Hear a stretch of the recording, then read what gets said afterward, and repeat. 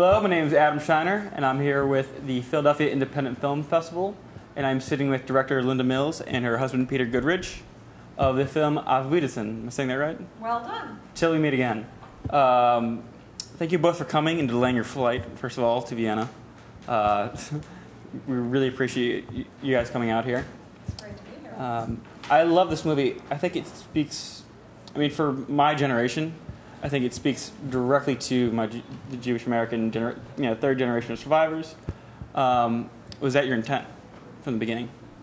I don't know that it was our intent from the beginning. I think we went on a family journey, and then all these stories sort of grew out of that. But the most important one for us is that it tells a different kind of story about the past. To me, Annie and Ronnie on this trip it's such an amazing dichotomy.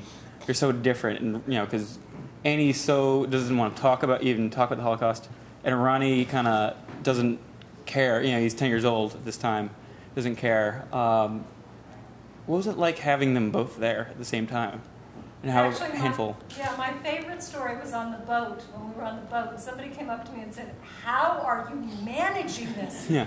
And I didn't even know this person. So it was at that moment that I came to realize just how difficult it was to manage the dichotomy between my mother, who was going back and rediscovering, and my son, who cared absolutely nothing about this trip until, of course, we come to the end of the journey.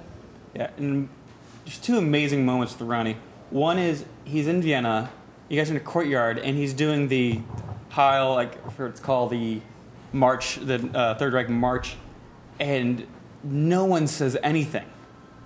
And that was just amazed me. And when he was walking on the graves, nobody at this time said anything to you guys. They were cool with it.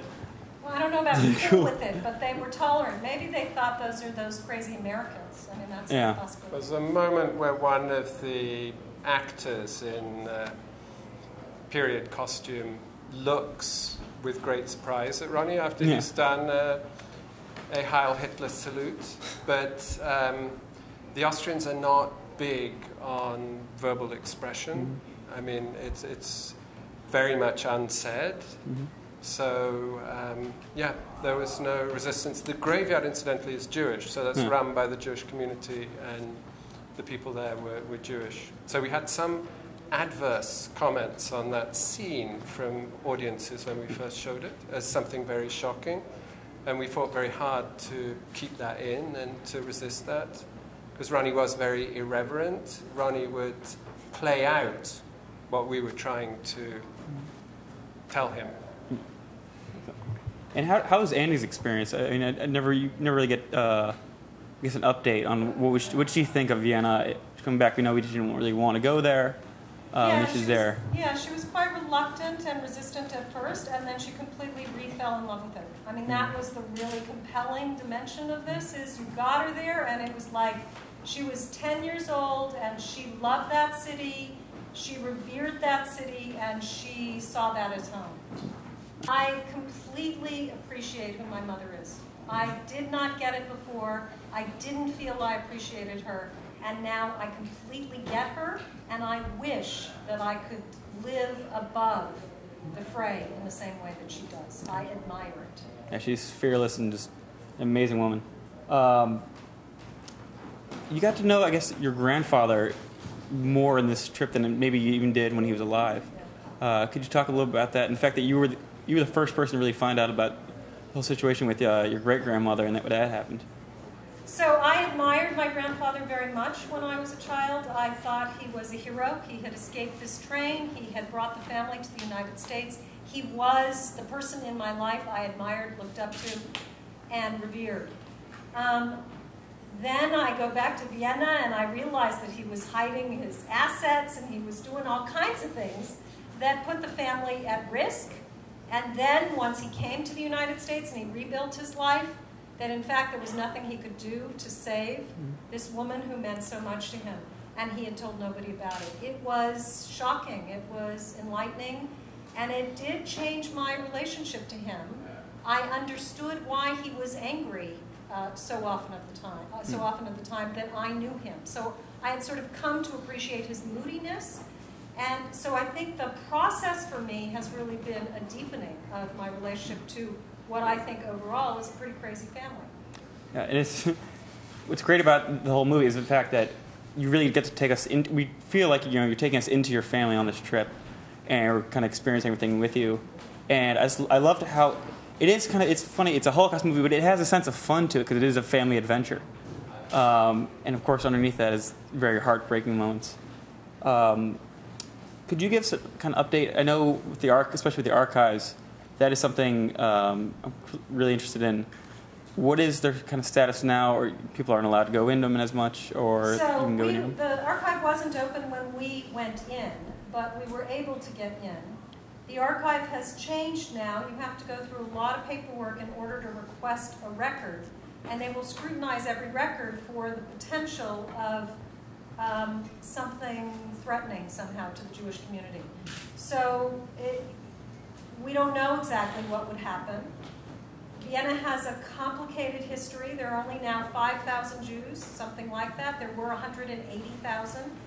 It's understandable why the Jewish community might feel protective over such records in Vienna. You can get the records through the U.S. Holocaust Memorial Museum, so that's an important point to make. But it's complicated. Like everything we have discovered in Vienna, it's complicated. Are you still in contact, I guess, with Hannah and everyone else in there? And how have your experiences been going back to Vienna? How do you guys like it? Do you love it there? Or? Yeah. So we're about to go to Vienna. We totally love it. It's our second family. Hannah Lessing is an amazing woman who oversees the National Fund. And Duran is an incredible historian, as is Herbert and Lothar. Mm-hmm. These are young people that are remaking their country in a new kind of way, and despite their history, and despite the fact that some of them come from Nazi backgrounds. Yeah. We are incredibly moved by our relationships with them, and I don't know if you want to say anything about the power of that. We're translating Duran Rabinovich's history of the Jewish community during the Second World War into English with an English publisher. So we've worked in a number of ways. It's a diverse community as well, from the owner of the current inhabitant of Annie's apartment, who welcomed us in, and a truly extraordinary person, to historians with Nazi family pasts who haven't even thought about that in terms of the historical work they're doing, but amazingly passionate, incredibly dedicated to this work. Some of them with a deep awareness that they're descended from perpetrators, some of them with a complete, not denial, but sort of oblivion that the personal has nothing to do with this, the family has nothing to do with it. So a lot that's in the movie sort of plays out with the people that we... Was it Herbert, he was a little bit ambivalent, and I believe he's been replaced, correct? No, it's Lothar. Lothar, sorry. Who no longer works at the archive. And I guess, how was your relationship with him? Because he was there any? It's kind of in the movie. It's a little tense when especially that moment. Yeah, I think that's a really good question. I think I feel the closest to Lothar of anybody that I met, really? Outside of Hannah, who I think I have just an emotional connection to, and Duran because he's Jewish. But Lothar and I connected at a very deep level, and I'm somebody who likes to talk about my emotion, and he's not somebody who talks about his emotion. And together, that was an amazing combination. Yeah. And he's taught me so much, and I think I offered him something. So I think that was the most powerful connection, and for me, the most important. Yeah, it really. He doesn't have to say anything. You just kind of read in his face that what happened. His family's past is so. It's very much like Annie, where there's so much to say about it that there's really nothing he can say. And so he does the work, right? He does the work. And he shows it.